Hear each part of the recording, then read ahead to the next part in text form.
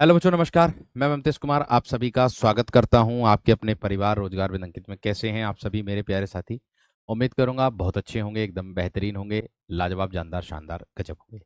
तो सभी बच्चे आप अपनी कक्षा के साथ जुड़ जाएंगे। आज मेरे दोस्त इस कक्षा मतलब वर्णमाला को हम बिल्कुल पूर्ण रूप से समाप्त कर चुके होंगे और आज हम इसको समाप्त कर ही देंगे। ठीक है। तो आप सभी का साथ चाहिए, बस थोड़ी सी गति बढ़ा करके आप लोगों को बढ़ना है आगे की ओर। प्यारे दोस्तों, हम लोगों ने पढ़ लिया था, यानी कि कल की जो कक्षा थी हम लोगों ने, मेरे दोस्त, क्या क्या चीजें देख ली थी। हम लोगों ने देखा था, एक तो आपका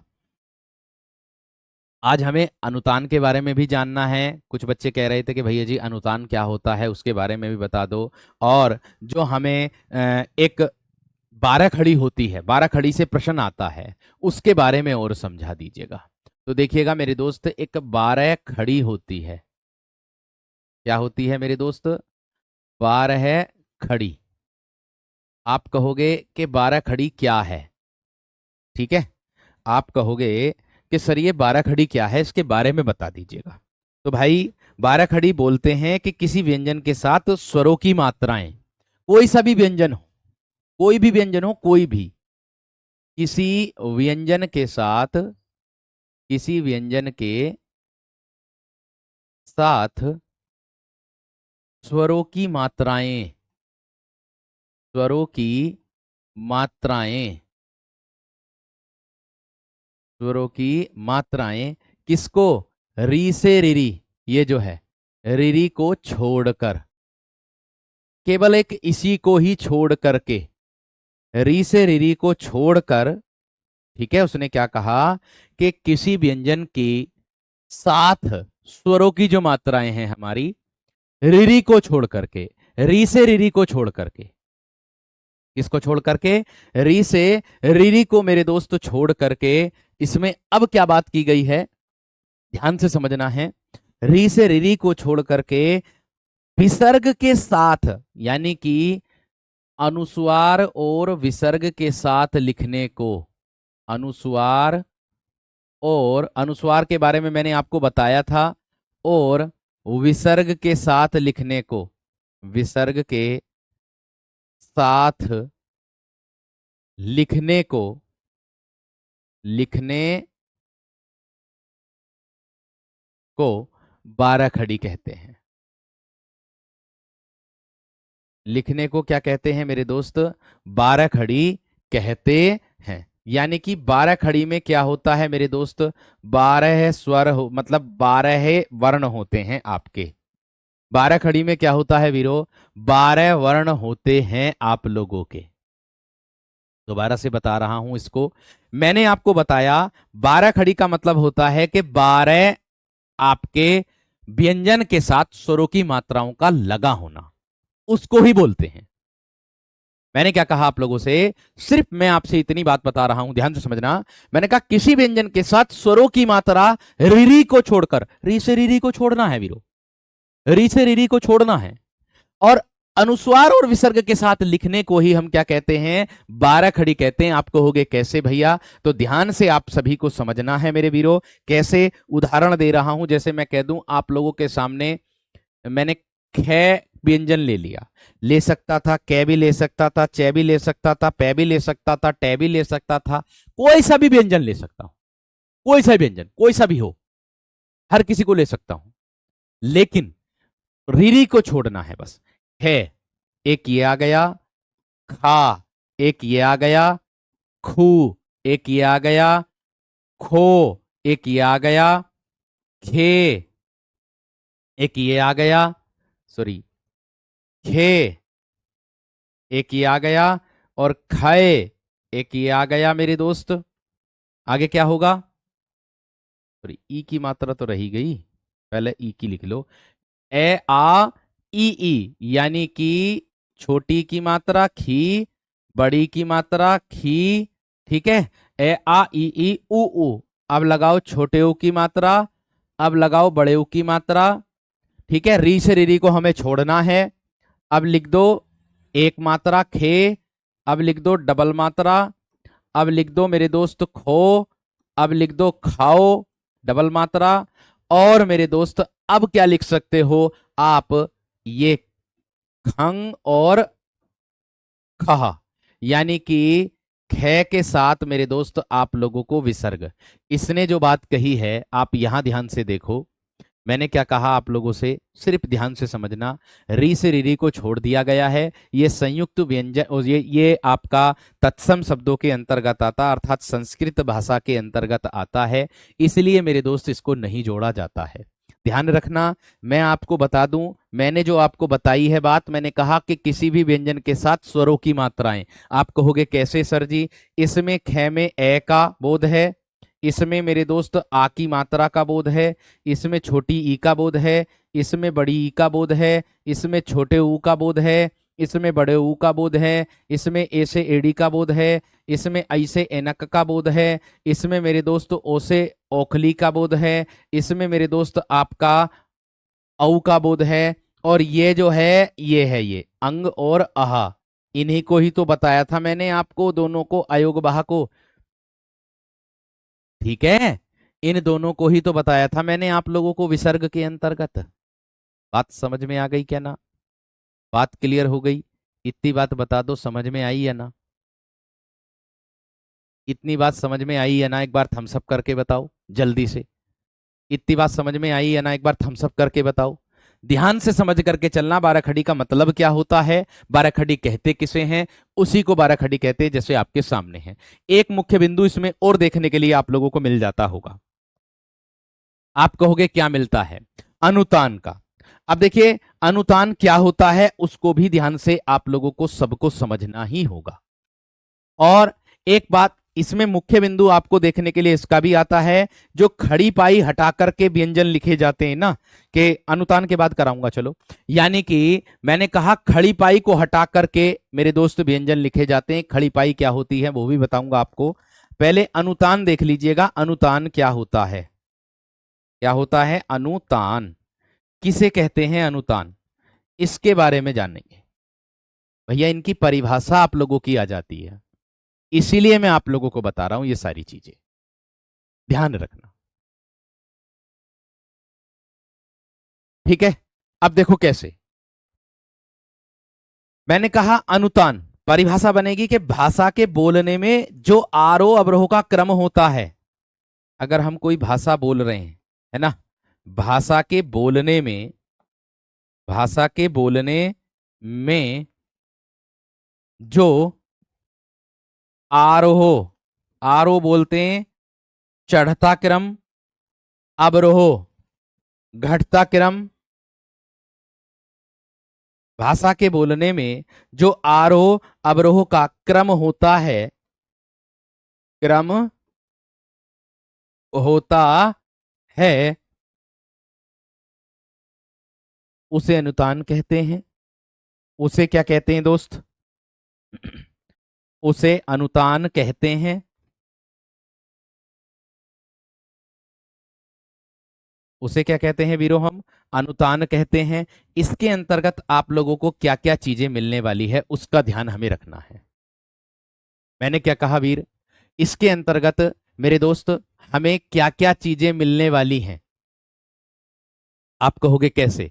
मैंने कह दूं आपसे कि अनुतान तो हो गया कि भाषा के आरोह अवरोह का क्रम होता है, लेकिन अगर मैं बात करता हूं आप लोगों से कि इसके अंतर्गत क्या मिलेगा, इसके अंतर्गत आपको हर्ष, खुशी, शोक, शोक, घृणा, शोक, घृणा, या फिर मेरे दोस्त आश्चर्य,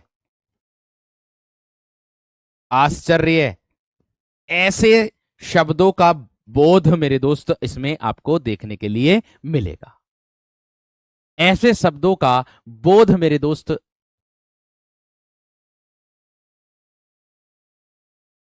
बात समझ में आ गई? आप कहोगे किस तरीके से? मेरे दोस्त यहां ध्यान देना है आपको। जैसे मैं मेरे दोस्त शौक के तौर पे कह दूं या घृणा के तौर पर कह दूं, घृणा के तौर पर मैं कह दूंगा आपसे कि छी छी, छी और छी, कितनी गंदगी है, कितनी गंदगी है। ये क्या है? ये एक अपने आप में घृणा है, यानी कि कहीं पर शब्दों का चढ़ाव होगा, कहीं पर मेरे दोस्त उतार होगा, उसे ही अनुतान कहा जाता है।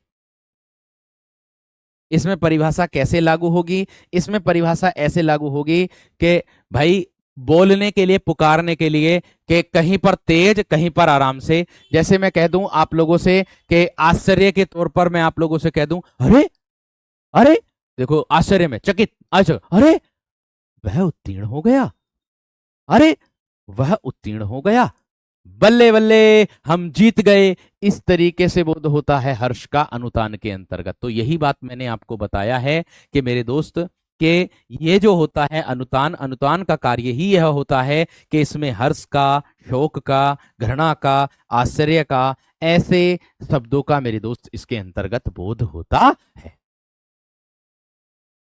क्वेश्चन इसमें कैसे बनेगा? इसमें क्वेश्चन जो होता है वो परिभाषा के तौर पर बनता है, परिभाषा से भी बन जाएगा, इसमें कोई दिक्कत वाली बात नहीं है।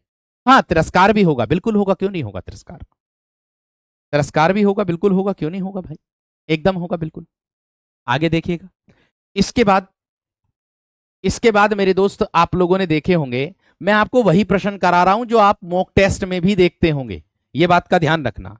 आपने देखा होगा कि सर जी मॉक टेस्ट में हमें देखने के लिए मिले थे कौन से? सर जी हमें मॉक टेस्ट में ऐसे प्रश्न मिले थे देखने के लिए जो बिना खड़ी पाई वाले व्यंजन होते हैं। आप कहोगे बिना खड़ी पाई वाले व्यंजन, बिना खड़ी पाई वाले व्यंजन।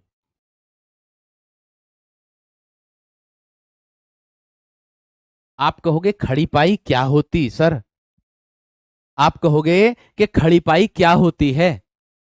मैं आपसे बस इतना ही कहूंगा दोस्त, कि जो खड़ी पाई होती है ये एक आ का डंडा, और ये इसको खड़ी पाई बोला जाता है। एक खड़े डंडे को खड़ी पाई बोला जाता है। एक किसको कहा जाता है? एक खड़े डंडे को मेरे दोस्त खड़ी पाई बोला जाता है। आप कहोगे कैसे? मैं आप लोगों को बता देता हूं, समझा देता हूं। देखिए, खड़ी पाई का मतलब होगा, उसने कहा बिना खड़ी पाई वाले, यानी कि ऐसे व्यंजन हमको निकालने हैं जिसमें आ का डंडा नहीं आता है, जो आ का डंडा लगा करके नहीं बनते हैं। बल्ले बल्ले का मतलब है खुशी, हर्ष। बल्ले बल्ले का मतलब है खुशी से, हर्ष से है। बात समझ में आ गई? बात समझ रहे हैं? आप देखो किस तरीके से है वो, यहां पर ध्यान से देखिएगा। मैंने कहा बिना खड़ी पाई वाले व्यंजन लिखने, खाली बिना खड़ी पाई वाले व्यंजन। देखो, एक तो ये हो जाएगा आपका ये वंग है जो होता है, कै वर्ग का वंग है आ जाएगा। एक क्या आ जाएगा? छ आ जाएगा। एक क्या आ जाएगा मेरे दोस्त? आपका टे आ जाएगा। एक क्या आ जाएगा? ठे आ जाएगा। एक डे आ जाएगा। एक मेरे दोस्त ये वाला ढे भी आ जाएगा इसके अंतर्गत। एक आ जाएगा आप लोगों का रे, एक आ जाएगा मेरे दोस्त आपका दे, और एक आ जाएगा मेरे दोस्त है। दो दो चार, दो छह, दो आठ और एक नौ, यानी कि ऐसे व्यंजन हैं ये जो बिना खड़ी पाई वाले हैं। बाकी जो बचे वो खड़ी पाई वाले। आप कहोगे खड़ी पाई क्या है? अरे ये कै कबूतर ना बनना, ये है खड़ी पाई। ये दूसरे कलर से बताता हूं, ये है खड़ी पाई, ये है खड़ी पाई। जैसे मैं जय लिख दूं तो ये है खड़ी पाई। इसकी खड़ी पाई क्या है? ये। और ये वाले कौन से हैं? जो बिना खड़ी पाई वाले व्यंजन हैं। ये वाले कौन से हैं? ये बिना खड़ी पाई वाले व्यंजन होंगे।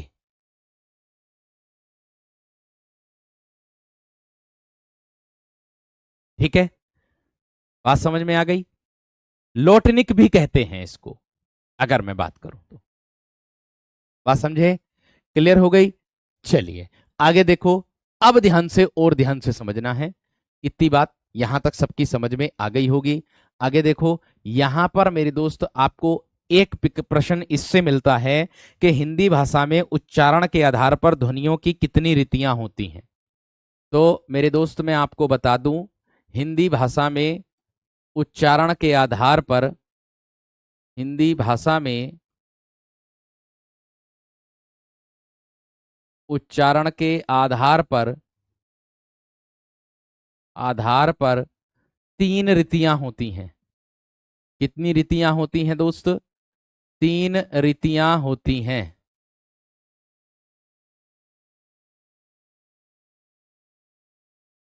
तीन रीतियां होती हैं। आप कहोगे तीन कौन कौन सी होती हैं सर? देखिए, एक तो होती है मेरे दोस्त आप लोगों की, जिसको आप कहते हो बड़े अच्छे तरीके से, कौन सी ध्वनि? संयुक्त ध्वनियां। क्या कहते हो आप जिसको? संयुक्त ध्वनियां। ये है संयुक्त ध्वनियां।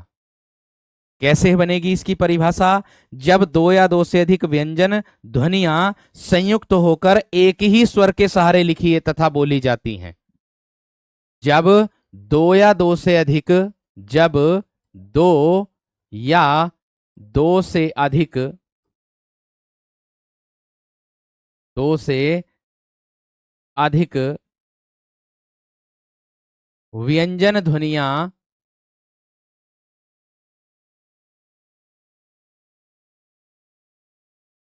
जब दो या दो से अधिक व्यंजन ध्वनियां संयुक्त होकर एक ही स्वर के सहारे, संयुक्त होकर, संयुक्त होकर एक ही स्वर के सहारे, एक ही स्वर के सहारे, एक ही स्वर के सहारे लिखी तथा बोली जाती हैं, लिखी तथा बोली जाती हैं।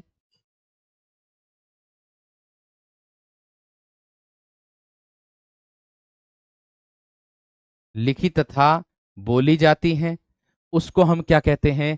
संयुक्त ध्वनियां कहते हैं। इतनी बात समझ में आ गई है ना? बात, इतनी बात क्लियर हो गई? ठीक है। राहुल सर की क्लास चलेगी भाई? राहुल सर की क्लास चलेगी या नहीं चलेगी यार? क्यों ना चलेगी? जहां तक उम्मीद है चलेगी, जहां तक उम्मीद है चलेगी मेरे दोस्त। इसमें कोई कहने वाली बात ही नहीं है। ठीक है ना? बात समझ में आ गई क्या ना? हाँ, और क्या आप आ रहे हो ये भी अनुतान में आ जाएगा। बिल्कुल आएगा, क्यों ना आने का। ठीक है, आगे देखो। ये मैंने कहा दो या दो से अधिक व्यंजन ध्वनियां होंगी जो संयुक्त होकर के, यानी कि जुड़ करके कैसे बनेगी? एक ही स्वर के सहारे, एक ही स्वर के सहारे जो है लिखी तथा बोली जाती हैं। जैसे उदाहरण के तौर पर मैं कह दूं क्यारी, मैं कह दूं उदाहरण के तौर पर क्यारी आप लोगों से, क्यारी मैंने कह दिया, क्यारी। मैं कह दूं आप लोगों से प्राण, एक और आता है घ्राण, ये वाला। ये सब उदाहरण किसके हैं? संयुक्त ध्वनियों के अंतर्गत आते हैं। एक आता मिलान, मलान। ठीक है, किसके अंतर्गत आता है? मलान। बस इतना विशेष तरीके से ध्यान रखना है कि इतना विशेष विशेष ध्यान रखना है सबको। क्या है कि जब दो या दो से अधिक व्यंजन ध्वनियां हो, जो व्यंजन ध्वनि होती हैं, ठीक है, वो क्या होती हैं? संयुक्त होकर के एक ही स्वर के सहारे लिखी तथा बोली जाती हैं। उसी को संयुक्त ध्वनियां हम लोग कहते हैं। उसी को क्या कहते हैं मेरे दोस्त? संयुक्त ध्वनियां हम लोग कहते हैं, जो संयुक्त के अंतर्गत आती हैं। बात समझ में आ गई? बात क्लियर हो गई? एक बार इतनी परिभाषा और सारी चीजें समझ में आ गई हो तो बिल्कुल एकदम बेहतर तरीके से थम्स अप कर दो। इतनी बात सबकी समझ में आ गई हो तो एक बार थम्स अप करके बता दो जल्दी से।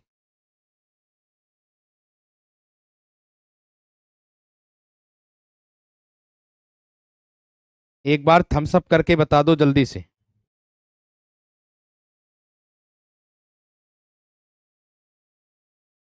इसी तरीके से प्रश्न आता है, इसी तरीके से विकल्प में आता है।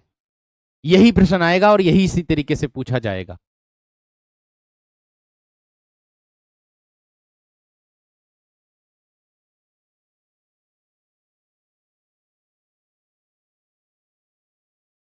ठीक है, मैंने कहा संयुक्त ध्वनियों का मतलब होगा, इसकी एक और पहचान है। संयुक्त ध्वनियों का मतलब होता है, जैसे मैं कह दूं व्यंजन का मेल व्यंजन से होगा, दिया ना यहां पर? अधिक व्यंजन ध्वनियां संयुक्त होकर एक ही स्वर के सहारे। मैं कह दूं आप लोगों से, जैसे मैंने कह दिया कि व्यंजन का मेल व्यंजन से होगा, व्यंजन का मेल व्यंजन से। आप कहोगे कैसे होगा? कोई उदाहरण देकर के बता दो। जैसे मैं कह दूं मेरे दोस्त आप लोगों से भक्त, और जैसे मैंने कह दिया आप लोगों से मेरे दोस्त, क्या शक्ति, शक्ति, भक्त और शक्ति। तो आप लोग देख सकते हो इस कै और इसमें भी आधा कै और तय, इसमें भी क्या दे रखा मेरे दोस्त, आधा कै और तय, इसमें भी आधा कै और तय दे रखा। यानी कि मैं अगर बात करूंगा कै और तय, ये दोनों के दोनों व्यंजन हो गए या ना हो गए, इनको मिलाकर के क्या बना है, कत।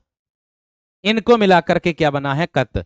ये कह रही है ये वाली परिभाषा, ये कह रही है ये वाली परिभाषा, ये कह रही है ये वाली परिभाषा, इसको कहते हैं, ये होती है। बात समझे कि नहीं, अब समझ में आया होगा, बेहतरीन एकदम, अब समझ में आया होगा। ठीक है, कभी कभी ऐसा भी हो जाता कि व्यंजन के साथ स्वर भी मिल जाता, कभी कभी ऐसा भी हो जाता है कि व्यंजन के साथ क्या मिल जाता है, स्वर भी मिल जाता है। आप कहोगे कैसे, जैसे मैं कह दूं व्यंजन में कै और रीरी में मिला दूंगा, कै में रीरी मिला दूंगा तो क्या मिल जाएगा मेरे दोस्त, क्रय। इससे कोई भी शब्द बन जाएगा, जैसे मैं कह दूं कृपा, ये बन जाएगा। ये थी बात वो वाली। अब बताओ कितने विद्यार्थी ऐसे जिसकी समझ में ना आया, अब बताओ कितने विद्यार्थी ऐसे जिसकी समझ में ये ना आया, फटाफट बताओ,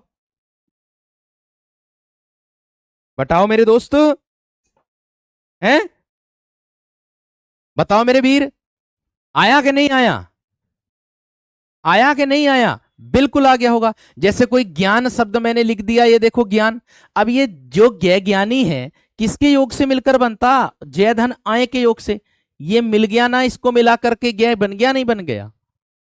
यही तो बात मैंने समझाई है, और मैंने समझाया ही क्या है, अब समझ में आ गया है सर, बिल्कुल। तो यही बात तो समझाया कि अगर व्यंजन के साथ मिलेगा तो व्यंजन के साथ जैसे कै है और तय है, तो ये दोनों मिल गया, तो यहां पर आधा कै और आधा कै, ये कत का बोध करा रहा है। किसका बोध करा रहा है, कत का बोध करा रहा है। उदाहरण के तौर पर परिभाषा वही होगी जो ऊपर लिखी हुई है, ध्यान रखना। परिभाषा क्या होगी, परिभाषा वही होगी जो ऊपर लिखी हुई है।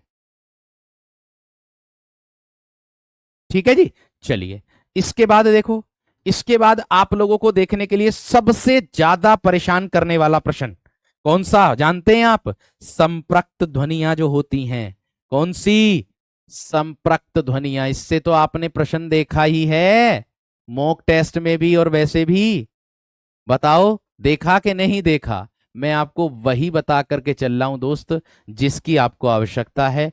तो मैं निवेदन करूंगा बस ध्यान से आप पढ़ते रहो। कै और य के योग से मिलकर के बना,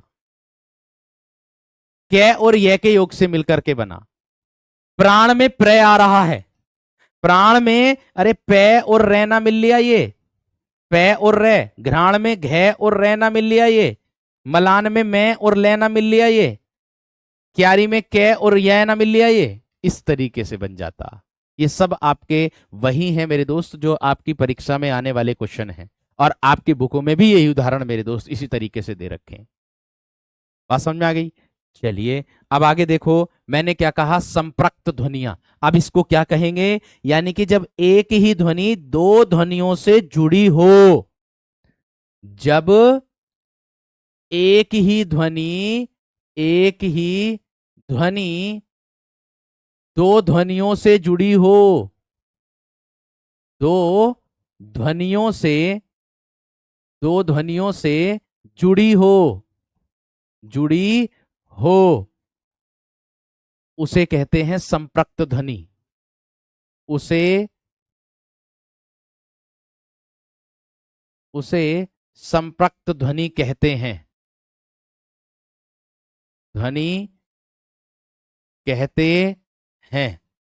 देखो जैसे मैंने ये समझाया ना इस तरीके से, ये आपको किसी बुक में भी नहीं मिलेगा मेरे दोस्त।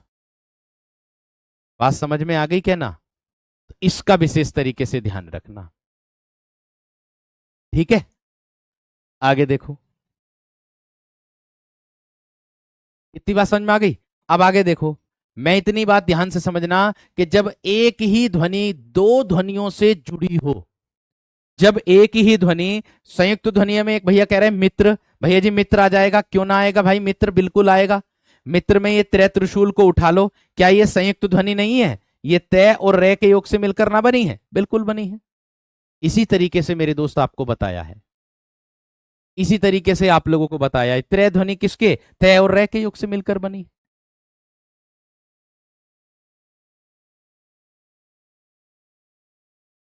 ठीक है जी। क्षेत्र में भी आ जाएगा ये क्षेत्र। पहली बात तो ये छह क्षत्रिय जो है ये कै धन से के योग से मिलकर बना है, त्रय त्रिशूल भी मिलकर बना है, इसी को ही तो कहते हैं मेरे दोस्त। बेहतरीन है, बहुत शानदार। प्रकृति में प्रय आ जाएगा, क्रय भी आ जाएगा। बात समझ रहे हैं कि नहीं? चलिए आगे देखो। इसके बाद आता संप्रक ध्वनि। अब संप्रक ध्वनि में मेरे दोस्त उदाहरण के तौर पर आप लोग देखोगे किस तरीके से, जैसे मैं कह दूं आप लोगों से, कोई उदाहरण दे रहा हूं, जैसे मैं कह रहा हूं आप लोगों से मेरे दोस्त,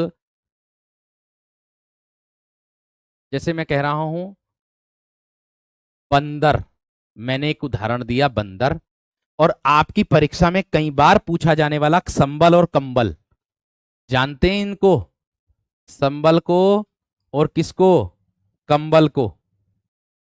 संबल और कंबल को दोनों को जानते हैं नहीं जानते आप? बिल्कुल बखूबी तरीके से जानते होंगे, इसमें कोई कहने वाली बात नहीं है।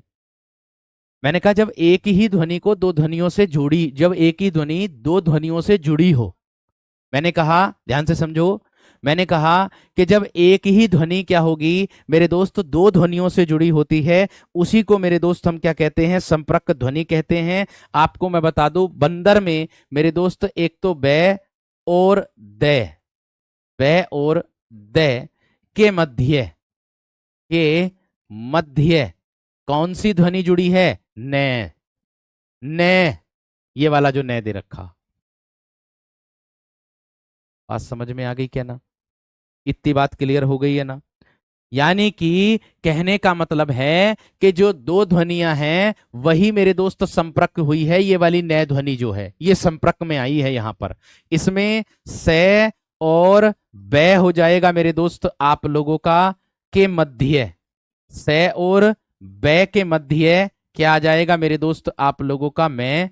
इसी प्रकार से कंबल में कै और बै के मध्य क्या आ जाएगा मेरे दोस्त आप लोगों का, क्या आ जाएगा मेरे दोस्त आपका मैं, ये हो जाएगा। इतनी बात समझ में आ गई, इतनी बात क्लियर हो गई मेरे दोस्त। संन्यास में भी हो जाएगा से, आधा ने और यास, आधा ने बीच में आ जाता है, ये बात का ध्यान रखना है आप सभी को। बस इतना विशेष तरीके से ध्यान रखना, संप्रक ध्वनि जो होती है वो आपकी यही होती है भाई। देखो इससे क्वेश्चन आता है एग्जाम में, तो मैं तो आप लोगों को पूरी परिभाषा के तौर पर बता रहा हूं, और इसमें किसी बुक में भी ना मिलने का, इस तरीके से जैसे मैंने जोड़ जोड़ के बताया, ये किसी बुक में भी ना मिलने का जैसे मैंने तोड़ तोड़ के बताया, ये इस तरीके से केवल इतना ही लिखा रहता है कि संयुक्त ध्वनियां, परिभाषा और उसके नीचे उदाहरण, यही वाले उदाहरण मिलेंगे इसी तरीके से। ऐसे ही मेरे दोस्त इसमें मिलेगा संप्रक्त ध्वनि और परिभाषा, उसके नीचे उदाहरण मिल जाएंगे, बस खत्म। लेकिन मैं समझाने के तौर पर बता रहा हूं आपको, परीक्षा में ऐसे ही आएगा निम्नलिखित में से संबल ध्वनि कैसी ध्वनि है। विकल्प होंगे तीन, संप्रक ध्वनि, युग्मक ध्वनि और एक संयुक्त ध्वनि। तो आपको उत्तर लगाना है संप्रक ध्वनि, और इससे आपको प्रश्न कई बार देखने के लिए मिला होगा, इसमें कोई दोहराए वाली बात नहीं है। बात समझ में आ गई? बात क्लियर हो गई? चलिए आगे देखो। इसके बाद क्या है? इसके बाद नंबर 3 पर मेरे दोस्त आप लोगों को देखने के लिए मिलेगा, इसके अंतर्गत एक आता है युग्मक ध्वनि आता है। कौन सी ध्वनि आता है? युग्मक ध्वनि देखने के लिए मिलेगा, जिसको आप मेरे दोस्त द्वित व्यंजन से पहचानोगे। युग्मक ध्वनियां आप कहोगे कैसे? जब किसी शब्द में एक ही ध्वनि का द्वित्व हो जाए, यहां ध्यान से देखो कि जब किसी शब्द में, जब किसी शब्द में एक ही ध्वनि का, एक ही ध्वनि का द्वित्व हो जाए। द्वित्व जानते हैं, यानी कि दो बार आना, द्वित्व हो जाए, एक ही ध्वनि का होना चाहिए, उसे क्या कहते हैं? युग्मक ध्वनि कहते हैं।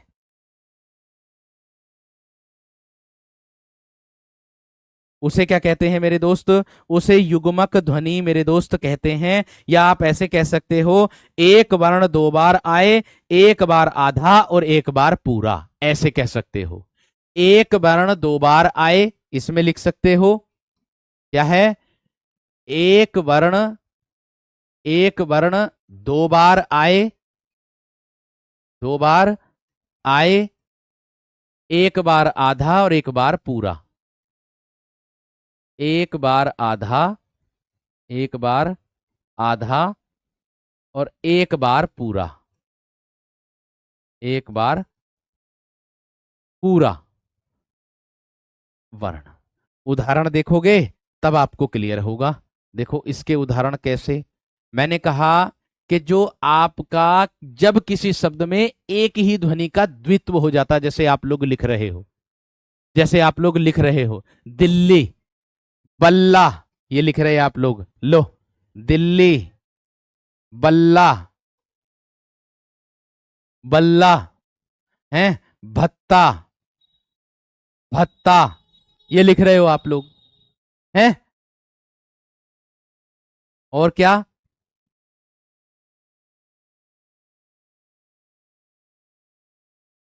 छत्ता, छत्ता। तो मैंने जो परिभाषा लिखी क्या कह रही है?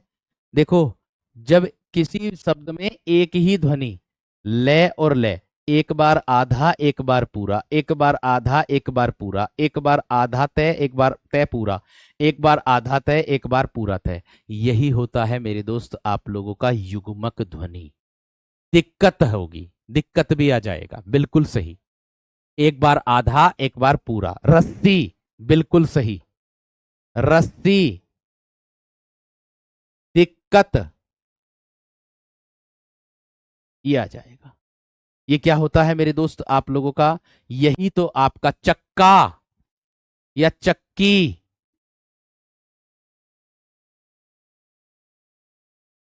खट्टी, खट्टी, इस तरीके से हो जाएगा, इस तरीके से हो जाएगा। इतनी बात समझ में आ गई? इतनी बात क्लियर हो गई? इतनी बात क्लियर हो गई मेरे दोस्त? चलिए बहुत बढ़िया। गल्ला, हाँ बिल्कुल हो जाएगा। कुत्ता भी हो जाएगा, बिल्कुल हो जाएगा। कुत्ता भी हो जाएगा, बिल्कुल हो जाएगा।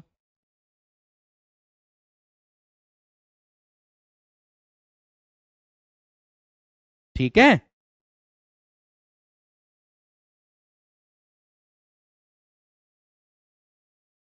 बहुत बढ़िया, बहुत शानदार, बहुत ही गजब। चल, आगे बढ़ूं? आगे देखो मेरे दोस्त क्या है। इसके बाद आप लोगों को देखने के लिए मिलेगा कि घोषत्व के आधार पर व्यंजनों का वर्गीकरण कितने प्रकार से होता है। आपको सिर्फ और सिर्फ कितने प्रकार लगाने? दो। देखो, घोषत्व में आप लोग क्या कह सकते हो? घोष, या फिर क्या कह सकते हो? सघोष। इसकी जो परिभाषा बनती है वो यही बनेगी कि जिन वर्णों के उच्चारण में स्वर तंत्रिका में कंपन होगा, ठीक है, या दूसरे तरीके में हम ऐसे कह सकते हैं, जिन वर्णों के उच्चारण में नाद का उपयोग होता उसे हम क्या कहते हैं? आप जानते हैं नाद क्या होता है? आप जानते हैं नाद क्या होता है? आप जानते हैं नाद क्या होता? नाद बोलते हैं आवाज। नाद किसको कहते हैं? आवाज को कहते हैं। जैसे मैं कह दूं आप लोगों को कि जिन जिन के उच्चारण में, जिनके उच्चारण में, उच्चारण में स्वर तंत्रिका में कंपन हो, स्वर तंत्रिका में कंपन हो, कंपन हो, उसे क्या कहते हैं मेरे दोस्त? घोष या फिर सघोष। अब इसमें एक मुख्य बिंदु आप लोगों से प्रश्न और पूछा जा सकता है कि ऐसा कौन सा उदाहरण है या ऐसा कौन सा व्यंजन है जिसमें केवल और केवल नाद का उपयोग किया जाता है। तो ध्यान रखना मेरे दोस्त आप लोगों को, क्या है कि इसमें इसमें नाद, नाद किसको बोलते हैं? आवाज, आवाज, ठीक है, आवाज का, नाद का उपयोग होता है। ऐसे भी पूछा जा सकता है, उपयोग होता है, नाद का उपयोग होता है, आवाज का उपयोग होता है। इतनी बात सबकी समझ में आ गई? इतनी बात क्लियर हो गई? इतनी बात क्लियर हो गई है ना दोस्त? अब देखिएगा ध्यान से, यहां पर इतनी बात ये तो क्लियर हो गई होगी। अब देखो यहां पर क्या है, मैंने कहा जिनके उच्चारण में स्वर तंत्रिका में कंपन न होगा। अगर कंपन होगा तो मेरे दोस्त सघोष या फिर मेरे दोस्त हम कह देंगे अघोष। नाद को हम ऐसे भी डिनोट कर सकते हैं कंपन से, कंपन या फिर आवाज से, कंपन से भी कर सकते हैं या फिर मेरे दोस्त आवाज से भी कर सकते हैं। आवाज से भी और कंपन से भी, दोनों तरीके से हम लोग इसको प्रयोग कर सकते हैं। अब देखिए किस तरीके से करेंगे, यहां ध्यान से समझना। जैसे मैं आप लोगों से कह दूं कि इसके अंतर्गत आएगा क्या क्या, मैंने आप लोगों को बता रखे थे कि प्रत्येक वर्ग का 3 4 5 आएगा। देखो प्रत्येक वर्ग का 3 4 5, आप कहोगे 3 4 5 प्रत्येक वर्ग का कौन सा होता है? तो देखो कै वर्ग का गे, घे और वंगह होता है 3 4 5। च वर्ग का जय, झ और अय होता है 3 4 5। और ट वर्ग का डे, ढ और ण होता है 3 4 5। और त वर्ग का दै, ध, न होता है 3 4 5। और प वर्ग का मेरे दोस्त क्या होता है? प, भ और मैं, ये होता है 3 4 5। प्रत्येक वर्ग का तीसरा चौथा पांचवा वर्ण होता है सघोष, जिसको हम बोलते हैं घोष। बात समझे कि नहीं? बात क्लियर हुई है नहीं? आगे देखिएगा इसके अंतर्गत और क्या मिलेगा। और मिलेगा मेरे दोस्त आपको सभी स्वर, 11 स्वर होते हैं आपको, वो भी इसके अंतर्गत। 4 अंतस्थ व्यंजन होते हैं आप लोगों के, वो भी इसी के अंतर्गत। और एक ऊष्म व्यंजन का है आएगा, वो भी इसी के अंतर्गत आता है। लेकिन कभी कभी क्या हो जाता है, अपवाद में मेरे दोस्त आप लोगों को कुछ पुस्तकों में इसके अंतर्गत अपवाद में लिखा हुआ, अपवाद में तो नहीं आता लेकिन इसी में ही जोड़ करके आ जाते हैं, द्विगुण व्यंजन जो होते हैं दोनों के दोनों आपके, वो इसी के अंतर्गत आ जाते हैं आपके। क्योंकि मेरे दोस्त द्विगुण व्यंजन अल्पप्राण महाप्राण में तो दोनों में अलग अलग बटे हुए हैं, फिर सघोष सघोष में किस में जाएंगे? सघोष सघोष में इसी में जाएंगे, क्योंकि इनके उच्चारण में भी मेरे दोस्त क्या होता है? कंपन्न होता है। इनके उच्चारण में भी क्या होता है मेरे दोस्त? आपका कंपन्न होता है। समझ में आ गई बात? क्लियर हो गई होगी बात? आगे देखो, यहां देखेंगे,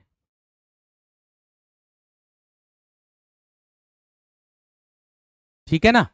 अगर इनको जोड़ने की बात आएगी तो इनको अपवाद वालों को इनमें नहीं जोड़ते हैं, तो ये 3 4 5 है तो जोड़ सकते हो आप लोग। 3 5 15 तो ये हो गए आप लोगों के, 11 स्वर हो गए आप लोगों के।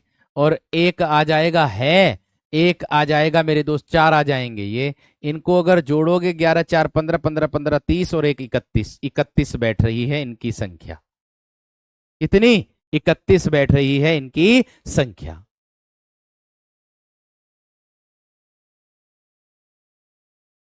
बात समझ में आ गई? बात क्लियर हो गई? बात क्लियर हो गई है ना मेरे दोस्त? आगे देखो इसके बाद क्या आ जाएगा, इसके बाद क्या आ जाएगा, ध्यान से समझ करके चलना है एकदम बेहतरीन तरीके से। ये हो गए, यहां तक कर दिया हो तो थम्स अप कर दो, यहां तक कर दिया हो तो थम्स अप कर दो मेरे दोस्त।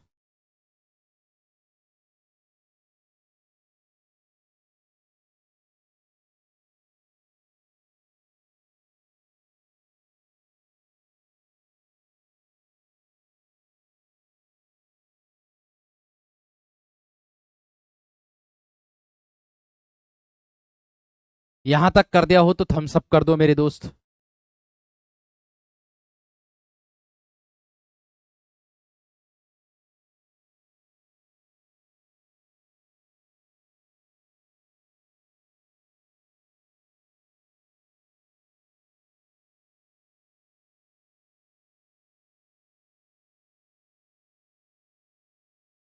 चलो आगे देखो अब। इसके बाद आता है मेरे दोस्त, आप कहते हो ना कि लिखने का समय नहीं देते हो, तो लिखने का समय दिया है आज आपको। देखो, एक आता है एघोष। अब इसकी क्या परिभाषा मेरे दोस्त होगी? ठीक है, अब इसकी क्या परिभाषा मेरे दोस्त आप लोगों को देखने के लिए मिलेंगी, उसको ध्यान में रखना है। आप कहोगे कैसे ध्यान में रखना, वो विशेष तरीके से ध्यान में ऐसे रखना, ध्यान से देखना। देखो भाई, मैंने कहा एघोष। एक परिभाषा तो आपने परीक्षा में देखी होगी, जूनियर असिस्टेंट के परीक्षा में आई थी ये वाली, कि जिन वर्णों का उच्चारण करने पर केवल और केवल श्वास की आवश्यकता होती है उसे हम क्या कहते हैं? ध्यान से देखो, मैंने कहा कि जिन वर्णों का उच्चारण करने पर केवल श्वास की आवश्यकता होती, केवल श्वास की, उसे हम क्या कहते हैं? तो उसको मेरे दोस्त हम कहते हैं अघोष व्यंजन। क्या है? एक तो परिभाषा ये हो गई, या जिनके उच्चारण में, जिनके उच्चारण में स्वर तंत्रिका में, स्वर तंत्रिका में कंपन न हो, कंपन न हो, अथवा, अथवा, एक तो परिभाषा ऊपर वाली हो गई है ना, एक परिभाषा कौन सी हो जाएगी? ये वाली। क्या? जिनको, या जिनका उच्चारण करने पर, जिनका उच्चारण करने पर केवल श्वास की आवश्यकता होती है, केवल श्वास की आवश्यकता हो,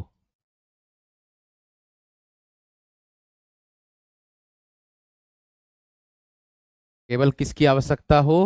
केवल श्वास की आवश्यकता हो, उसे कहते हैं मेरे दोस्त अघोष व्यंजन। उसे क्या कहते हैं मेरे दोस्त? अघोष व्यंजन कहते हैं। आप कहोगे इसके अंतर्गत क्या क्या चीजें देखने के लिए मिलेंगी हमको? तो आप देख सकते हो, स्वर तंत्रिका में कंपन ना हो, या फिर मेरे दोस्त क्या कह सकते हो? नाद, नाद का उपयोग, नाद का उपयोग न हो, न हो। एक तो ये भी आ सकता है, जिसमें नाद का उपयोग ना हो। नाद बोलते हैं मेरे दोस्त किसको? कंपन को।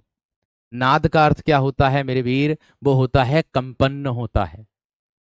ठीक है, इसको करने के बाद आपको ध्यान में रखना है कि प्रत्येक वर्ग का कौन सा होगा मेरे दोस्त? प्रत्येक वर्ग का पहला और दूसरा होगा, और तीनों तो आपके सह हो जाएंगे। तो आप देख सकते हो यहां पर, कै और ख पहला हो गया, च और छ पहला दूसरा, तय और ठय पहला दूसरा, तय और थ पहला दूसरा, पै और फै पहला और दूसरा। यानी कि प्रत्येक वर्ग का मेरे दोस्त कौन सा हो जाएगा? पहला और दूसरा अक्षर हो जाएगा। बात समझ में आ गई क्या ना? बात क्लियर हो गई?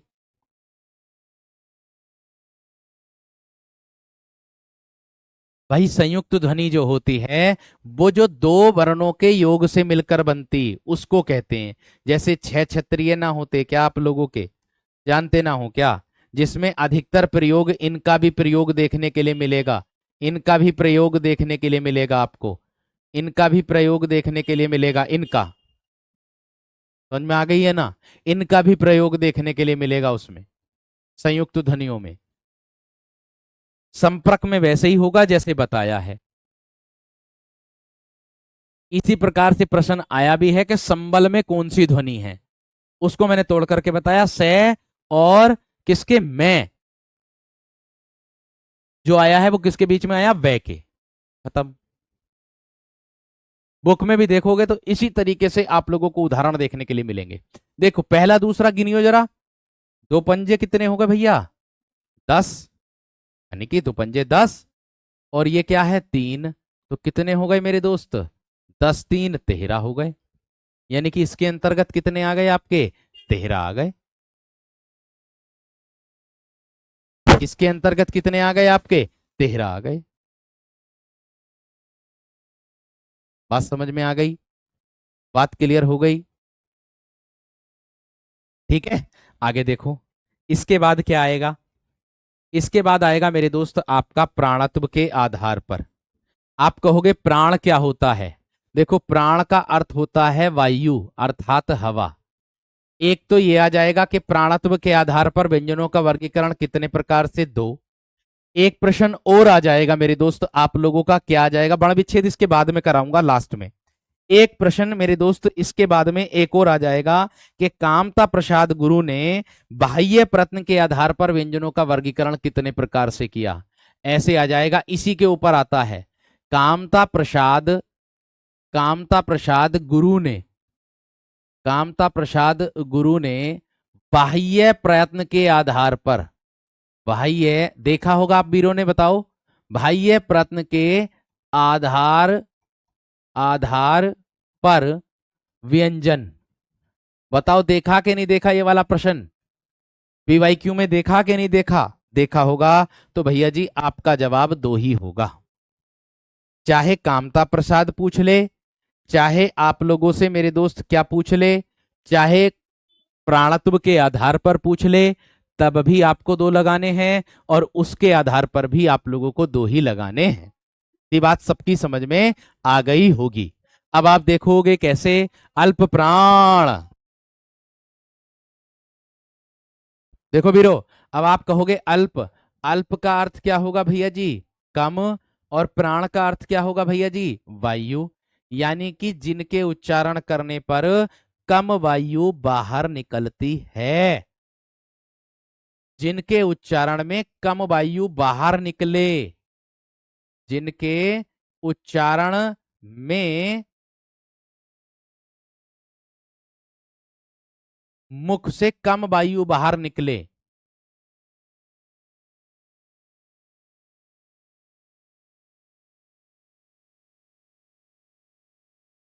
कम वायु बाहर निकले, उसको ही कहते हैं हम अल्प प्राण व्यंजन। उसको क्या कहते हैं मेरे दोस्त? अल्प प्राण व्यंजन कहते हैं। आप कहोगे कैसे? यहां देख लीजिएगा ऐसे मेरे दोस्त, इनकी जो संख्या होती है वो कितनी होती है? आप लोगों के सामने है 31। इसमें होता कौन कौन सा अक्षर है? प्रत्येक वर्ग का विषम क्या होगा? ये रहा, पहला तीसरा और पांचवा वर्ण होगा बस। पहला तीसरा पांचवा, और ये चार अंतस्थ व्यंजन हो जाएंगे आपके, और सभी स्वर हो जाएंगे आपके, और एक आ जाएगा ये द्विगुण व्यंजन का अढ़ जो होता है वो इसी के अंतर्गत। आप अगर इनको गिनोगे तो आपके 31 आ जाएंगे। ये देखो, पहला तीसरा पांचवा, पहला तीसरा पांचवा, पहला तीसरा पांचवा, पहला तीसरा पांचवा। जानकारी के लिए मेरे दोस्त मैंने ये आपको पहले से ही लिख करके बता दिए थे, दिखा भी दिए, ये बात का ध्यान रखना। ठीक है, आपने रे को घोष में भी लिखा है। कहाँ लिखा घोष में? रे को घोष में लिखा है। तो रे घोष में ना आने का तो और कायम आएगा। अरे ये अंतस्थ व्यंजन के अंतर्गत ना आते क्या रे? इसमें अंतस्थ व्यंजन में ना आने के क्या आप लोगों के? कैसी बात करते हो आप? ये, रे, ले और बे, ये इसके अंतर्गत ना आने के क्या? अंतस्थ व्यंजन के आराम से आएंगे। क्यों ना आने का? घोष में भैया बिल्कुल आएगा, है आएगा बस इसमें। ठीक है, इसमें नहीं आता है। इसमें कौन कौन से? जो आपके सामने है 31, जिनके उच्चारण में कम वायु बाहर निकले। अल्प का मतलब हो गया कम, और प्राण का मतलब हो गया वायु।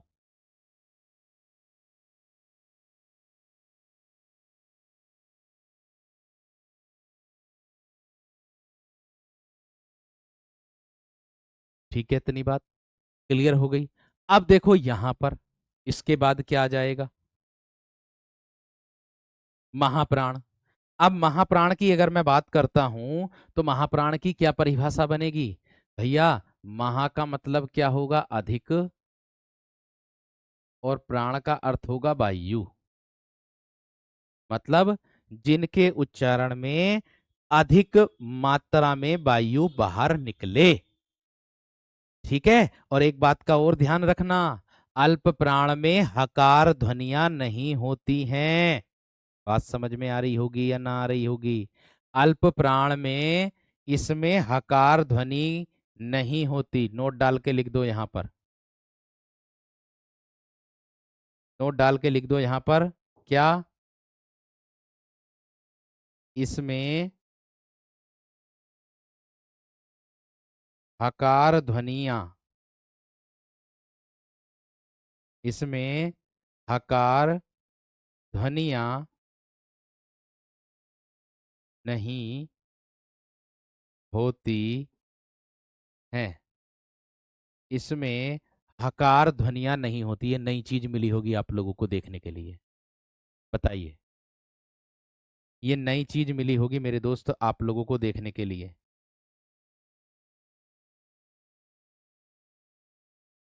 इसमें हकार ध्वनियां नहीं होती है।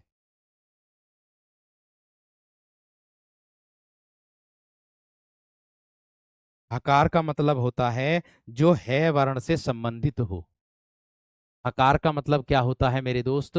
जो है वर्ण से संबंधित हो उसको बोलते हैं हकार ध्वनियां। उसको बोलते हैं हकार ध्वनियां। यानी कि हकार का मतलब जो है वर्ण से संबंधित हो या हाँ कहने के लिए, स्वीकृति देने के लिए होता है प्रयोग इसका हकार का। ठीक है, उसको कहते हैं।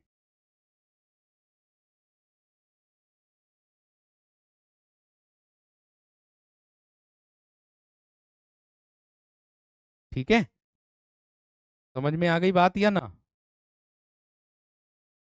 हम सब करके बता दो इतनी बात।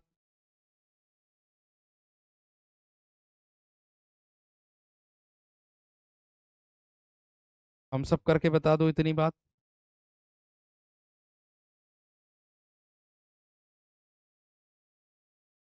चलिए, बहुत बढ़िया, बहुत शानदार, बहुत ही गजब। आगे देखो, 31 होती है इसकी बण। और महाप्राण का मतलब होगा कि जिनके उच्चारण में क्या होगा मेरे दोस्त? महाप्राण का मतलब जिनके उच्चारण में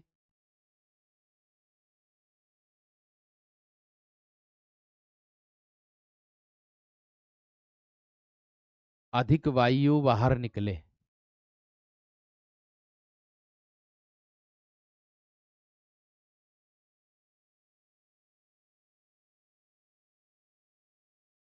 अधिक वायु क्या हो? बाहर निकले। और इसमें किसका प्रयोग होता है? नोट डाल के लिख देना। इसमें हकार ध्वनियों का प्रयोग होता है। पूछा जा सकता है ये प्रश्न। इसमें हकार ध्वनियों का प्रयोग होता है।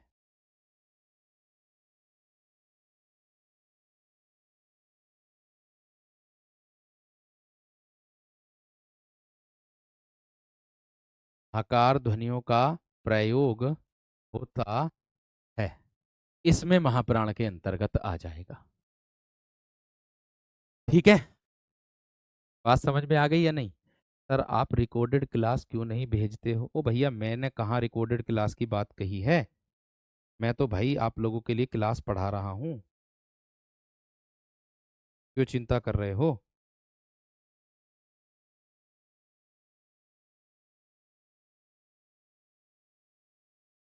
क्यों परेशान हो रहे हो मेरे दोस्त? मैं तो आपको लाइव पढ़ा रहा हूँ मेरे दोस्त। मैं रिकॉर्डेड कहाँ मतलब कर रहा हूँ? हकार का मतलब मैं आपको बता चुका हूँ, है ध्वनि से संबंधित होता है ध्वनि से संबंधित, कार ध्वनि बोलते हैं। हकार का अर्थ दूतावास भी होता है। मतलब संदेश पहुंचाने वाले को भी कह देते हैं। है का जो अर्थ होता है। बात समझे? अब देखो, इसके अंतर्गत क्या क्या चीजें मिलेंगी मेरे दोस्त? दूसरा और चौथा और उस व्यंजन, और ये मिल जाएगा आप लोगों का द्विगुण व्यंजन का ढ़ मिल जाएगा। इसी के अंतर्गत मेरे दोस्त आपको देखने के लिए मिल जाएगा। इतनी बात समझ में आ गई सबकी? तो इतना विशेष तरीके से दिमाग में रखना है और इतना ध्यान में भी रखना है, प्रत्येक वर्ग का समवर्ण का मतलब होता है दूसरा और चौथा वर्ण। प्रत्येक वर्ग का जो होता है मेरे दोस्त समवर्ण का मतलब होता है कि दूसरा और चौथा वर्ण। सर आप इसमें काफी न्यू चीजें पढ़ा रहे हो, हमें नहीं पढ़ाई है। देखा, आ गया ना मतभेद, वही वाली बात। ओ भैया मेरे, आपके आपके लिए भी तो बैच खुला है कि नहीं खुला है? अब अगर मैं वही चीज पढ़ा दूंगा तो फिर मेरा रिसर्च करने का फायदा ही क्या है मेरे दोस्त? अब मैं कुछ नई चीजें खोज करके आप लोगों तक पहुंचा रहा हूं, तो इसमें मेरी गलती है क्या मेरे दोस्त? इसमें तो आपका ही फायदा है। अगर किसी वजह से आपको आ गया ये, तो मेरे दोस्त कोई गलत थोड़ी हो जाएगा, सही जाना चाहिए आपका। ऐसा मत सोचे करो, ऐसा मत सोचे करो दोस्त, बिल्कुल भी। देखो, हकार मतलब हाँ से संबंधित आ जाता है, ठीक है। उस व्यंजन आ जाएगा है, घे, छे, झे, ठे, ढे, थे, धे, पे और भय, ये इसके अंतर्गत आ जाएंगे, ठीक है। इसके अंतर्गत मेरे दोस्त 15 मिलेंगे आप लोगों को देखने के लिए। अब मैं आप लोगों को कुछ वर्ण विच्छेद कराता हूं, यानी कि कुछ शब्द कराता हूं जिसमें वर्ण विच्छेदों के आधार पर आप लोगों को करना होगा।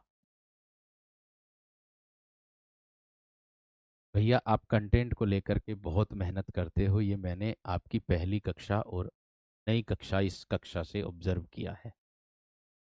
धन्यवाद दोस्तों, बस इतना ही मेरे दोस्त आप लोगों के लिए बहुत अच्छे तरीके से। भाई देखो, एक शिक्षक का कर्तव्य, एक देखो, एक तो हम आध्यात्म से बहुत ज़्यादा जरूरी होते हैं, जुड़े रहना चाहिए, क्योंकि भाई वो हमें बहुत सारी नई नई चीज़ें सिखाती हैं। आध्यात्म की पुस्तक हमें पढ़नी चाहिए, एक तो बड़ी बात ये भी है। और दूसरी बात ये भी है मेरे दोस्तों कि अगर हम एक शिक्षक हैं, अगर हमने एक चीज़ पढ़ा दी, अगर वही चीज अगर हमें पढ़ानी है, तो बच्चों को अगर हमें आकर्षण करना है, अपनी तरफ को अगर आकर्षण करना है, उनको हमारा दायित्व बनता है। पुरानी चीज तो उनको मिलेगी मिलेगी, लेकिन हम उनको किस तरीके से अपनी नई चीज को दे पाते हैं, वो दे, हमारा जो नई चीज है वो उसको हम कैसे दें, तरीका क्या हो सकता है हमारा, हमारे उस तरीके में बदलाव आया कि नहीं आया, वो चीज मेरे दोस्त मायने रखती है, बाकी और कुछ मायने नहीं रखता है। बाकी मैंने आपसे फिर से यही बात कह दी है कि भाई आप चिंता मत करो, जब तक हम हैं मैं आपके लिए हर वह प्रयास करूंगा जिसकी आपको नीड है, आवश्यकता है, ठीक है। ये बात का ध्यान रखना। चलिए आगे देखो, मैथ की क्लास नहीं है आज, तो आगे मेरे दोस्त पहले बताओ है या ना, कभी हो? मैं आपको वर्ण विच्छेद पढ़ा देता हूँ, पूरा कर देता हूँ इसको, मैं वर्ण विच्छेद पूरा करवा देता हूँ आज। वर्ण विच्छेद पूरा करवा देता हूं, मतलब वर्ण विच्छेद में यही होगा कि आपको शब्दों का वर्ण विच्छेद करना होता है, शब्दों को तोड़ना होता है। मैं आपको शब्द दूंगा, उन शब्दों को तोड़ना होगा,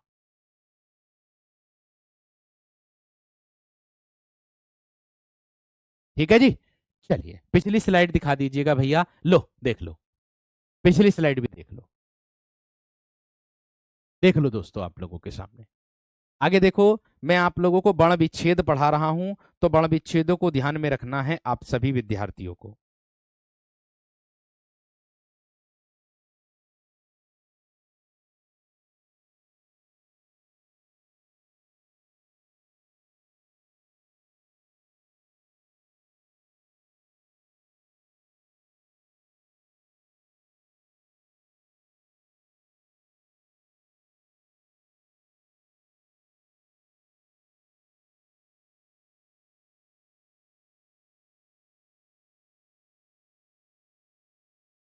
देखो, ध्यान से देखो, अब वर्ण विच्छेद की बात करता हूं। मैथ की क्लास क्यों नहीं है, मैथ की क्लास क्यों नहीं है?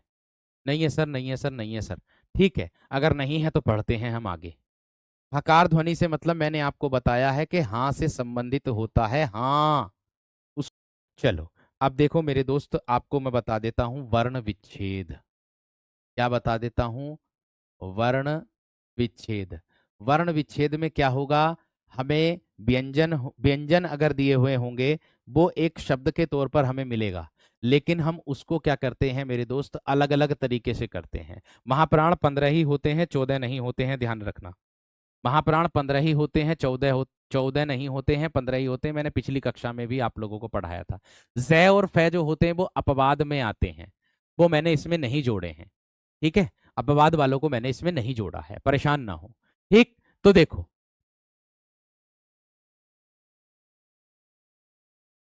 ठीक है, इतनी बात सबकी समझ में आ गई है ना मेरे दोस्त? इतनी बात सबकी समझ में आ गई है ना? क्लियर हो गई है ना? चलिए, बहुत बढ़िया बात है, बहुत अच्छी बात है, बहुत शानदार। अब मैं नुक्ता वाले आप लोगों को बताता हूं। अब मैं आप लोगों को क्या बताता हूं मेरे दोस्त? नुक्ता वाले आप लोगों को बताऊंगा, तब आपको समझ में आएगा कि सारी चीजें क्या होती हैं, इसको किस तरीके से हम लोग कर सकते हैं। चलिए देखो, मैथ्स की क्लास नहीं है भैया जी, नहीं है भैया जी, नहीं है। हाँ जी, देखो, देखो, वर्ण विच्छेद का मतलब होता है कि शब्दों को अलग अलग करके लिखना। जैसे मैं लिख रहा हूं मेरे दोस्त, राम मैंने लिख दिया, इसको मुझे तोड़ करके लिखना, एक एक शब्द को तोड़ना मुझे। जैसे मैंने कमल लिख दिया, जैसे मैंने क्या लिख दिया, कमल लिख दिया, एक एक शब्द को तोड़ना। जैसे मैंने मानव लिख दिया, मानव, मानव लिख दिया। जैसे मैंने किताब लिख दिया, क्या लिख दिया, किताब मैंने लिख दिया। जैसे मैंने मेरे दोस्त मिठाई लिख दी, क्या लिख दी, मिठाई शब्द लिख दिया मैंने। जैसे मैंने मेरे दोस्त आपके लिए लिख दिया दीवार, क्या लिख दिया, दीवार। जैसे मैंने कोई शब्द लिख दिया मेरे दोस्त आपके सामने ही, सूक्ति लिख दी, सूक्ति को तोड़ूंगा मैं, देखो अब आपके सामने वर्ण विच्छेद, वर्णों का अलग अलग करके विच्छेद करूंगा। मैंने लिख दिया प्रकृति, मैंने क्या लिख दिया, प्रकृति। पहले इनका कर लेते हैं, पहले इनका कर लेते हैं वर्ण विच्छेद। देखो, कोई भी व्यंजन हो पहले तो उसे स्वर मुक्त करना हो, मतलब स्वर से मुक्त करना होगा। और अगर हमें स्वर से मुक्त भी करना होगा तो आपको विशेष तरीके से ध्यान रखना है। तो रे है, तो मेरे दोस्त रे, इसके नीचे हल लगाएंगे, आ का डंडा दिया है शुरू में, तो क्या आ जाएगा, आ जाएगा। फिर क्या आ जाएगा, मैं में मेरे दोस्त हल लगा देंगे और बाद में क्या आ जाएगा, ए। ये क्या हो गया, राम में। ये क्या हो गया मेरे दोस्त, राम में। इतनी बात समझ में आ गई? इतनी बात सबकी समझ में आ गई है ना? बताओ कौन सा ऐसा विद्यार्थी जिसकी समझ में ना आई हो ये वाली बात? बताओ कौन सा ऐसा विद्यार्थी जिसकी समझ में ना आई हो बात मेरे दोस्त? बात क्लियर हो गई? बात क्लियर हो गई है ना मेरे दोस्त? इतनी बात क्लियर हो गई? चलिए आगे देखो। जैसे कमल का बात करता हूं, क्या क्या है व्यंजन, अरे किसकी सहायता लेकर के बोल रहा है ये? सर जी ए स्वर की सहायता लेकर के बोल रहा है। मैं किसकी सहायता लेकर के बोल रहा, कौन से स्वर की सहायता लेकर के बोल रहा, ए की। ले किसकी सहायता लेकर के बोल रहा है, ए स्वर की सहायता लेकर के बोल रहा। लो, कै में ले कमल।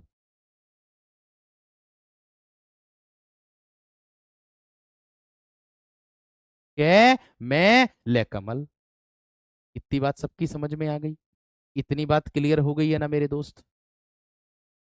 ठीक है, शब्दों को तोड़ना मेरे दोस्त, वो आप वर्णों के तो मतलब इसके हिसाब से करोगे। जो भी व्यंजन दिया होता है वो व्यंजन किसकी सहायता लेकर के बोल रहा, कौन से स्वर की सहायता लेकर के बोल रहा है, उसके हिसाब से मेरे दोस्त हमें तोड़ना होता है।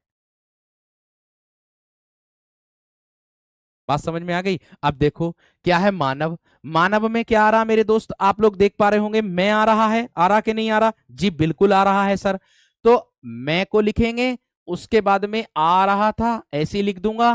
फिर उसके बाद में क्या आ रहा, ने किसकी सहायता लेकर के बोल रहा, ए की। फिर उसके बाद में क्या आ रहा, बे की किसकी सहायता लेकर के बोल रहा, ए की। ये हो गया मानव, इसे कहते हैं वर्ण विच्छेद।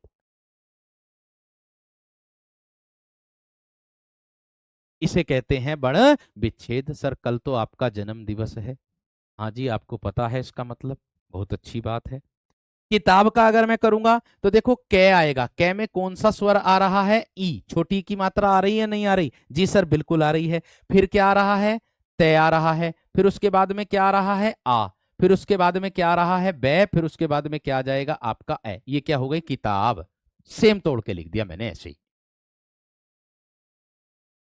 सेम कर दिया मैंने। ठीक है, ये कराने के बाद आपको पूरा हो जाएगा, चिंता मत करो।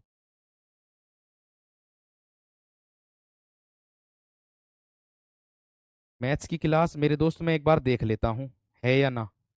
एक बार देख लेता हूँ, थोड़ा सा रुक जाओ, फिर मैं इसको बंद कर दूंगा।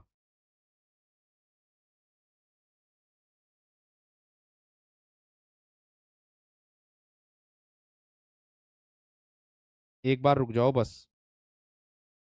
आप ही बता रहे हो कि मैथ्स की क्लास नहीं है। जब आप लोग बता रहे हो तो मैं तो खुद। नहीं है भाई मैथ्स की क्लास आज। आज नहीं है भाई मैथ्स की क्लास। दोस्त नहीं है आज मैथ्स की क्लास। हो सकता है कोई आवश्यक कार्य लग गया हो भैया को, राहुल भैया को। ऐसा हो सकता है इस वजह से मैथ्स की क्लास नहीं हुई होगी उनकी।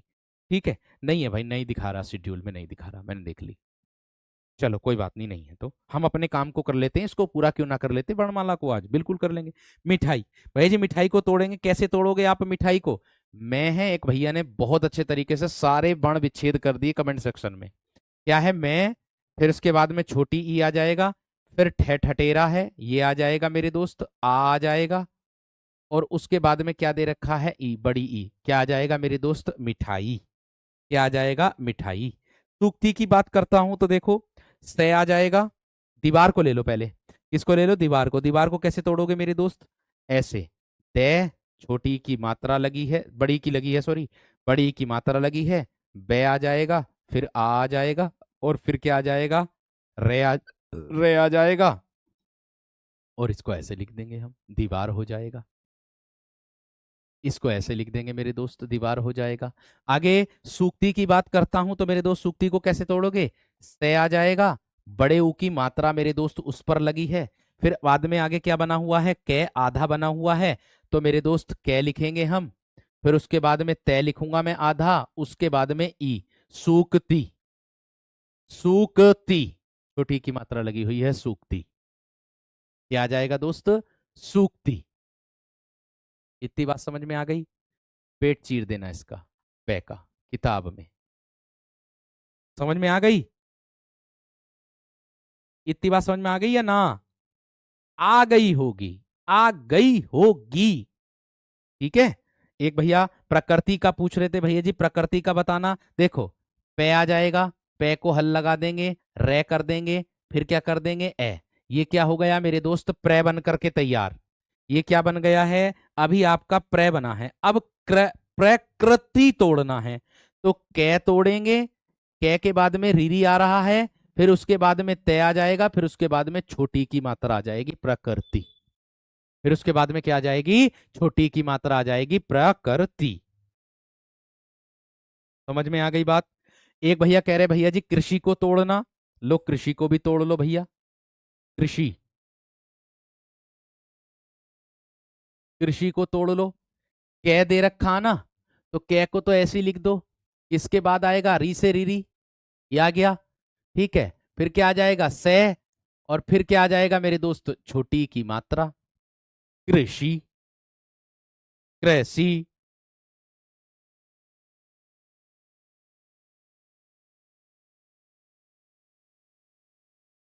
समझ में आ रही है नहीं? एक आता सैनिक। एक भैया कह रहे हैं कि सर जी सैनिक को तोड़ना। लो, सैनिक ले लीजिएगा। सैनिक को कैसे तोड़ोगे, देखो, सबसे पहले से दे रखा है, ये दे रखा से पर कितनी मात्रा लग रही, डबल मात्रा आप लोग देख रहे होंगे। ठीक है। तो इसको हम इसके बाद में क्या बना देंगे, ए, ये डबल मात्रा का ही बोध कराती है। आगे क्या दे रखा, ने, तो मेरे दोस्त हम इसके बाद में क्या कर देंगे, ने और ई लिख देंगे। ने आधा, और उसके बाद में ई, और फिर उसके बाद में कै, और फिर उसके बाद में ए, यानी कि सैनिक। सैनिक। बात समझ में आ गई? बात क्लियर हो गई दोस्त? बात क्लियर हो गई या ना? फटाफट बता दो। एक कह रहे हैं कि भैया जी यज्ञ को तोड़ दो, सक्षम को तोड़ दो। एक कह रहे हैं कि भैया जी यज्ञ, ये देखो ये तो बहुत आसान है, इसमें कोई बड़ी बात नहीं है कि जो भी बण है ना, वो किसके योग से मिलकर बन रहा, बस हमें ये देखना, मेन वही है। अब देखो सक्षम की बात करूंगा, तो सबसे पहले तो से ले लो, और उसके बाद में ए लिख दो ऐसे ही अपने आप। अब आया छह क्षत्रिय। अब छह क्षत्रिय को कैसे लिखोगे मेरे दोस्त, छह क्षत्रिय को कैसे तोड़ोगे? छह क्षत्रिय को तोड़ने के लिए मेरे दोस्त आप कैसे प्रयोग करोगे, कै और शय का प्रयोग करोगे। किसका प्रयोग करोगे, कै और शय का प्रयोग करोगे, और बाद में ए भी मेरे दोस्त आएगा आपका, है ना। सक्षम, मैं, और बाद में क्या आ जाएगा, ए। ये आ गया सक्षम। आ गया नहीं आ गया? आ गया नहीं आ गया मेरे दोस्त, सक्षम। समझ में आ गई। आगे यज्ञ को तोड़ोगे तो कैसे तोड़ोगे, यह और बाद में ए आ जाएगा। अब आ गया ज्ञ ज्ञानी, तो किसके योग से मिलकर बनता, जय और अय के योग से मिलकर बनता। किसके, जय और अय के योग से, और अय जो मिलकर बनता है किसके योग से मिलकर बनता, ए के। ये हो गया मेरे दोस्त आप लोगों के सामने। इतनी बात सबकी समझ में आ गई है ना, इतनी बात सबकी समझ में आ गई है ना मेरे दोस्त, बता दो जल्दी से। देखो मेरे दोस्त, अगर आप संस्करण पढ़ रहे हो, एक भैया बार बार कॉपी पेस्ट कर रहे हैं कि सर जी उसमें फै भी दिया है, फै भी दिया है। मेरे दोस्त देखो, अगर आप मेरी पुरानी मतलब वीडियो उठा करके देखोगे, उसमें मैंने बताया है फै भी किसके अंतर्गत आता है। लेकिन अगर मैं संशोधन बुकों की बात करता हूं जो अपडेटेड अब आई हैं, उसमें मेरे दोस्त नहीं है। तो उनके हिसाब से हमें पढ़ना होगा, क्योंकि एनसीईआरटी के हिसाब से हमें पढ़ना होगा, क्योंकि अगर हमें आपत्ति दर्ज करनी हो तो हम उसके आधार पर आपत्ति भी दर्ज कर दें। इसीलिए मैं आप लोगों को बता रहा हूं। समझ में आ गई बात, क्लियर हो गई ना बात। आगे देखो, और उदाहरण बता देता हूं मेरे दोस्त। कृपण आता है एक, कृपण आता है, मातृभूमि आता है, क्या आता है, मातृभूमि आता है मेरे दोस्त आप लोगों का। एक आता है आप लोगों का क्या, वृष्टि, वृष्टि आता है, वृष्टि को तोड़ना है आप लोगों को। ठीक है, एक मेरे दोस्त आप लोग तोड़ दीजिएगा किसको, उद्यान को। ये उद्यान होता है, इसको तोड़ दीजिएगा। तो देखो कैसे कैसे तोड़ोगे मेरे दोस्त। कृपण की बात करूंगा तो पहले कै लिखूंगा, फिर उसके बाद रीरी आया है तो ऐसे रीरी लिख दूंगा, फिर उसके बाद पे आया है तो पे को ऐसे ही लिख दूंगा, उसके बाद ए लिख दूंगा, ण लिखूंगा, उसके बाद हलंत लगाऊंगा, उसके बाद मेरे दोस्त ए लिख दूंगा, कृपण ये हो गया, कृपण ये हो गया मेरे दोस्त आप लोगों का। ठीक है, अरे सैनिक में से आधा, अच्छा हलंत लगा दो उसके नीचे, हलंत ना लगा हलंत लगा लो, अरे खुद ही लगा देते, इतनी बात तो तुम अपने आप ही कर देते, इसमें कौन सी बड़ी बात है। ठीक है, मातृभूमि की अगर मैं बात करता हूं, मैं आ जाएगा, उसके बाद में आप किसको लिखोगे, आ को लिखोगे मेरे दोस्त, माँ आ गया, तय आ गया। अब तय को कैसे लिखोगे, तय, उसके बाद में री से री, उसके बाद में भय, उसके बाद में बड़ा ऊ की मात्रा लगी हुई है, फिर मैं है, और फिर छोटे ई की मात्रा है। ये आ गया मातृभूमि। वृष्टि की बात करता हूं, बै लिखोगे रीरी लिखोगे, बै लिखोगे, फिर क्या लिखोगे, री से री लिखोगे। ठीक है, फिर क्या लिखोगे मेरे दोस्त, से पेट चिरा वाला, फिर क्या लिखोगे, टे, और फिर बाद में छोटी ई की मात्रा लिखोगे ही लिखोगे, छोटी ई की मात्रा लिखोगे ही लिखोगे। हलंत लगेगा जरूर, लगा दिया भैया, लगा दिया, ये लगा दिया। उद्यान, ऊ बनाओगे, दे बनाओगे, और ये बनाओगे, इन दोनों को मिलाकर के मेरे दोस्त दह धन दह बनता है ये। ठीक है, उसके बाद या आ लिखोगे, फिर उसके बाद ने, और फिर उसके बाद ए लिखोगे। तो मेरे दोस्त वर्णमाला जो है आज आपकी समाप्त हो गई है। वर्णमाला क्या हो गई मेरे दोस्त आप लोगों की, आज आपकी समाप्त हो गई है।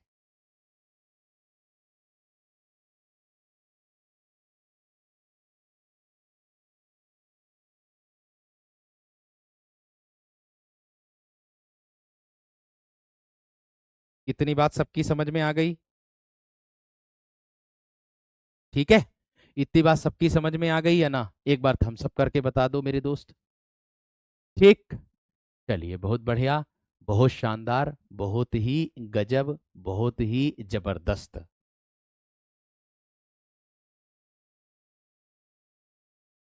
ठीक है, इतनी बात क्लियर हो गई है ना, एक बार थम्स अप करके बता दो।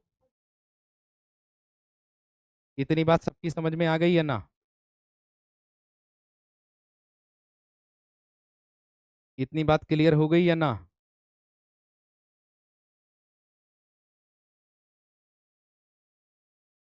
अच्छा, ओ हो, रुक जाओ रुक जाओ रुक जाओ रुक जाओ रुक जाओ, गलत हो गया गलत हो गया गलत हो गया गलत हो गया। देखो, मैं ये जो ज्ञानी वाला है ना, मैं जल्दी जल्दी के चक्कर में इसको जय और आय से मिला करके बनाता, इससे मिला करके बनाता, यह ज्ञानी जो है, ठीक है ना। और ये इसी से मिलकर के बनता है। तो यहां पर आए कर देना, ये वाला आ से अड़े खाली कर देना, ये वाला आ से अड़े खानी कर देना, बाकी सही है। यज्ञ में जल्दी जल्दी के चक्कर में हो गया, ठीक है। बाकी कोई दिक्कत नहीं, क्योंकि ज्ञानी जो मिलकर बनता है वो इसके योग से मिलकर बनता है, ऐसे मिलकर के बनता है।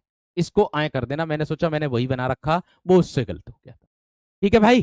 तो उम्मीद करूंगा आप सभी विद्यार्थियों ने एकदम बेहतर तरीके से, एकदम अच्छे तरीके से सभी चीजों को क्लियर किया होगा, ठीक है। और एकदम बेहतरीन तरीके से, अच्छे तरीके से कर लिया होगा। ये जो दे और ये है ना मेरे दोस्त, ये मेरे दोस्त आप लोगों का, इसको मिला करके अगर आप टाइपिंग करते होंगे ना, आप में से कोई विद्यार्थी वो एकदम पहचान जाएगा कि जैसे ही मैं दे दबाऊंगा और उसके बाद में यह दबाऊंगा, तुरंत ये बन करके तैयार हो जाता। और इसके बाद में आ का डंडा लगा है तो ये लिख दिया मैंने आ, विद उद्यान। ठीक है ना वीरो। इसके बाद में तुरंत, और ये विगत परीक्षा में पूछा गया है, सेम सेम आया उद्यान वाला, तो ध्यान रखना। ठीक है ना वीरो। तो मिलते हैं आप लोगों से अब कल नए टॉपिक के साथ, ठीक है ना, नए टॉपिक के साथ। एक विद्यार्थी श्रवण श्रवण करे जा रहा है कि भैया जी श्रवण को और तोड़ दो। देखो, सबसे पहली बात आप लोगों के दिमाग में आनी चाहिए, ये श्रेय को, इसको कैसे तोड़ोगे आप? इसको तोड़ोगे से और रे, ये हो गया श्रेय, ठीक है। इसको कैसे तोड़ोगे? वे और ने, वे और ए में तोड़ दिया, नहीं तोड़ दिया। इसको कैसे तोड़ोगे? इसको कैसे तोड़ोगे? णे और किस में तोड़ोगे? ए में तोड़ दोगे, बात खत्म। ये हो गया श्रवण, ये हो गया श्रवण मेरे दोस्त आप लोगों का, ये हो गया श्रवण। समझ में आ गई बात? क्लियर हो गई बात या ना? ठीक है। चलिए भाई, मिलते हैं आप लोगों से अब कल की कक्षा में। और कल हम करने वाले हैं मेरे दोस्त आपके लिए क्या, कल मैं आप लोगों के लिए करने वाला हूं मेरे दोस्तों, एक प्रकार से आप ये समझ लीजिएगा कि कल मैं आप लोगों के लिए लेकर के आऊंगा संधि का टॉपिक, और बड़े बेहतरीन तरीके से मैं संधि कराऊंगा। जिन ऐसे कोई भी विद्यार्थी, जिन विद्यार्थियों को कभी संधि समझ में नहीं आई, उन विद्यार्थियों को मेरा समझाने का इतना प्रयास रहेगा, बहुत ज्यादा प्रयास रहेगा, ये बात का ध्यान आप सभी को रखना है, ठीक है। ये बात का विशेष तरीके से ध्यान आप सभी को रखना है, ठीक है भाई। मिलते हैं आपसे कल की कक्षा में। और हाँ, इसकी जो वर्कशीट वाली वर्कशीट है, वर्णमाला की जो वर्कशीट है, उसको मैं आपके लिए 2 दिन का समय दीजिएगा, मुझे आज का समय दीजिएगा, कल शाम तक मैं वर्कशीट आपकी डलवा दूंगा, ठीक है जी। कल शाम तक मैं आप लोगों की वर्कशीट डलवा दूंगा, आज शाम तक का समय दीजिएगा। यज्ञ मैंने कर दिया है सही, ये कर दिया मैंने, जय और अय के योग से मिलकर बनता है ये वाला, ये गलत दिख गया, ज्ञानी लिखा गया था वो, जल्दी जल्दी में, कोई दिक्कत नहीं है। ठीक है जी, नमस्कार वीरो, धन्यवाद। उम्मीद करूंगा आप सभी विद्यार्थियों को बहुत कुछ नया सीखने के लिए मिल रहा होगा।